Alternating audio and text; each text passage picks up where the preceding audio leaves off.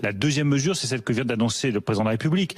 Elle est massive. C'est le développement de l'intéressement dans toutes les TPE, dans toutes les PME, avec la suppression de ce forfait social. Et puis la troisième mesure, ce sera aux alentours de 2020, la suppression des charges sur les heures supplémentaires. Ce qui fait qu'à la fin du quinquennat, toute personne qui travaille, chaque Française, chaque Français, chaque salarié pourra se dire « mon travail paye ».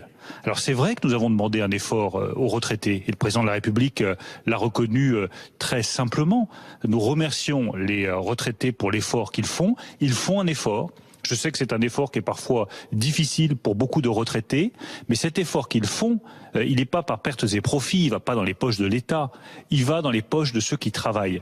Pour que le travail soit plus attractif, que nous ayons donc plus de personnes qui travaillent, plus de salariés en France, parce que, je le rappelle, ce sont ces salariés qui payent les retraites aujourd'hui. Et donc plus nous aurons de personnes qui travaillent parce que le travail sera plus rémunérateur et plus attractif, et mieux nous pourrons financer les retraites.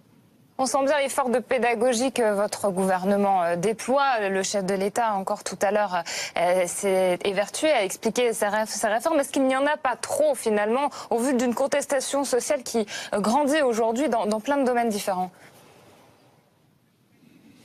Non, je ne pense pas, parce que la situation du pays fait qu'il n'y a pas une minute à perdre. Oui, il faut transformer la SNCF. On ne va pas continuer à perdre 3 milliards d'euros chaque année. Nous sommes attachés au service public de la SNCF. Nous sommes attachés au transport ferroviaire. Pour que ça continue et qu'on puisse améliorer le service rendu aux usagers, il faut passer par cette transformation que nous faisons actuellement. Oui, il faut améliorer la compétitivité de nos entreprises pour qu'elles puissent créer des emplois. C'est ce que nous faisons. Oui, il faut faire en sorte que le travail paye davantage. Parce que je crois sincèrement qu'une des choses qui a miné la France depuis des années, depuis des décennies, c'est ce sentiment que dans le fond, qu'on travaille ou qu'on travaille pas, c'est la même chose. Là, nous disons très clairement à tous les Français, à tous les salariés, à tous ceux qui se lèvent le matin, tous ceux qui vont dans leur usine, dans leur entreprise, vous travaillez, vous serez mieux rémunérés. Votre entreprise dégage des bénéfices, c'est vous les salariés qui devez en bénéficier les premiers, parce que si une entreprise est bénéficiaire, c'est d'abord parce que votre travail a été un bon travail.